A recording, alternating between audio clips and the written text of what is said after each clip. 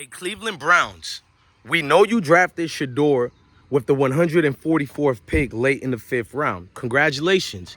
Now, I love Shedeur being in the NFL despite what round he went to. I want to see him ride, and I want him to get a fair chance. And if he doesn't do good, we're cool with that. But that's the problem here. Is this really a fair chance?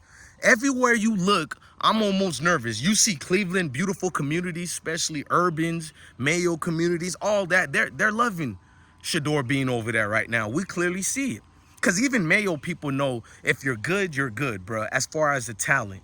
They're not going to be like the NFL owners who are the good old boys club who do as they please and what they want to do.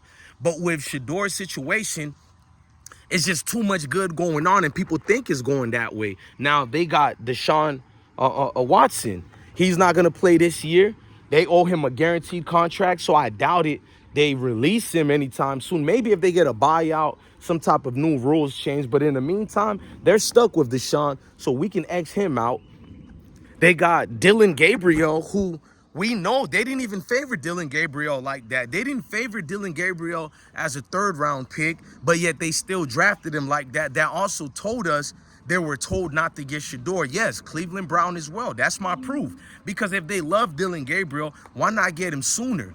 And let me explain. I think it was either in the 2nd or in the 3rd. They drafted 2 tight ends in a row in 1 round.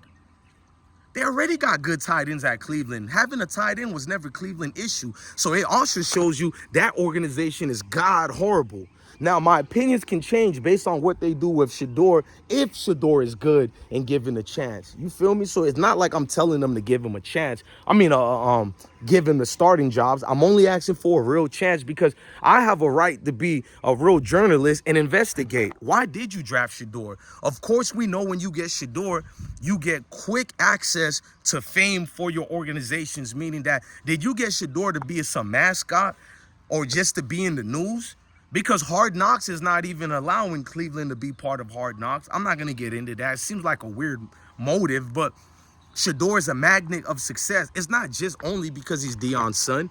He also made his own name through the ranks of stardom. We know that. He built up his own career the proper way it should be built up.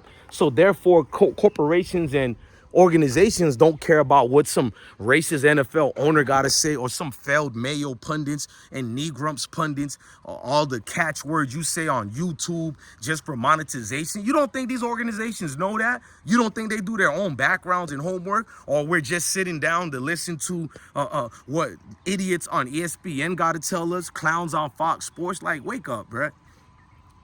These companies know all that, so I'm still going to ask the question again. They got Dylan Gabriel, whom they could have been drafted, and on their board, they've evaluated Dylan Gabriel as a top pick that they needed, but you took him late in those rounds as well. So I'm looking at that, and we all know 3rd-round draft picks aren't valued that much as they used to be. That is, they used to be valued a lot. So they can easily push him on the back burner, or do they got some type of thing with you and Kirk, basically a Kirk Cousin and Robert Griffin again? It's a lot of questions to ask, bro. Because if they like Shedeur for real, why not draft him before Gabriel?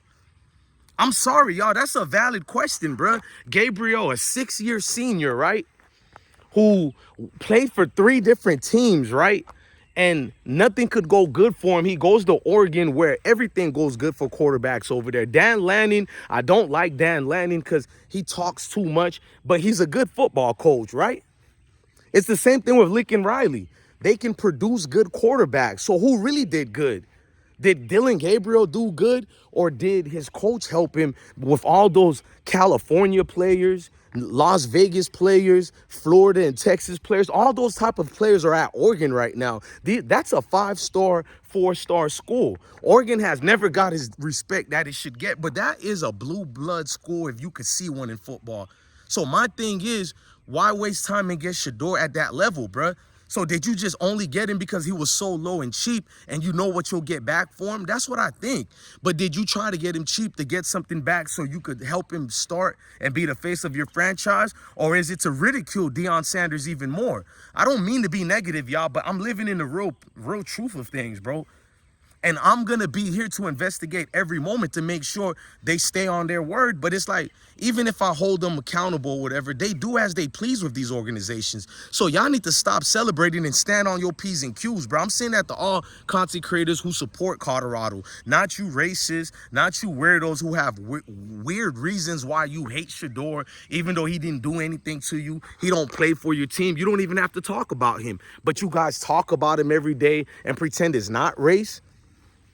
There are millions of players I don't speak about because I don't follow them. But yeah, you guys are worried about Shedeur. You don't follow him. Why are you talking about him? And that's my point, bro. Everybody's going to say he sucked even when he performed well. So I personally think Browns are playing with the Sanders family name. I don't trust the Haslam family. I'm not saying anything about race right now. I'm just sticking to Shedeur and the Cleveland Browns. I'm not bringing up race, bro. I'm talking about what's the motive. Because clearly they took a chance on Deshaun Watson. So I'm not bringing race here. They were like the only organization to take a chance on him when he was going through that setback with the masseuse and massage little fiasco. Notice with the Browns, I don't bring up race. That's the one team we can honestly say they give a chance to brothers. But the thing is, I don't give a damn if you give a chance. Why did you not draft Shedeur when he was there for opportunity and you were in need of a quarterback? That still's going to be out there. Doesn't matter if it's not about race, but clearly there's a motive. Clearly there was a debriefing you guys went through with said so owners and maybe even the commissioner himself. I don't know. But he's a puppet. He don't count. Roger Goodell don't count at all. He's just a highly paid puppet to mediate. But the rest of the people, clearly, bruh, they were told not to draft Shedeur. We're going to show uncut, clear proof how teams did tell them not to draft Shedeur, where we don't want to hear no arguments. We're just going to present the facts.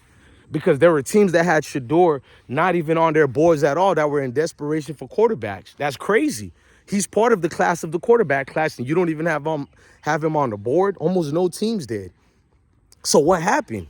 Why is Shedeur not on the boards at all, bruh? That's not weird to y'all? But that's just the thing here. Things get changed, narratives get spinned, and people pretend they don't see. But I see all of it, bro. And it's cool. It's the life we live with this life that we're in.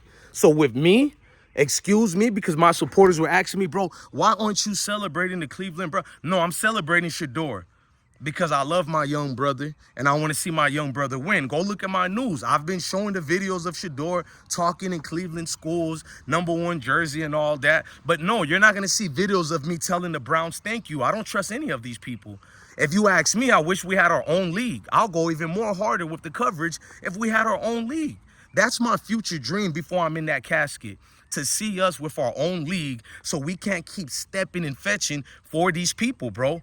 Then they can finally, if it is what they say is true and they don't need us this and, you know, we're professional victims, then we can go on our own way with our own gifts of leagues and they can stay on their own. I think life will be good like that. But it is what it is, man. And they should want me to embrace ownership of our own. And that's the problem. You love these libs and these conservatives who don't want you to break away from their society and their stronghold of plantation ownership. And that's the problem. Some of us been getting the big pieces of chicken on that plantation, so we get uncomfortable when brother DJ Bless One speaks of independence, speaks of ownership and things like that. It makes you step in fetchings uncomfortable. I could see it, bro. When I come in the room, out of 100 people who say they like my content, really is only 30 or 20 people who like it. The rest like it, but behind the scenes, they're like, damn, that brother go too hard, bro. He got to calm down a little bit. Because I understand it, bro. 2/3 of our folks won't make it, and that's just the way life is, bro. So over here, I preach on what I could wake up to knowing I did my all, I gave it my all, and I can feel good going to sleep. Can you? Love your family, love your kids, and stay blessed. This is always going to be deeper than football and bigger than football.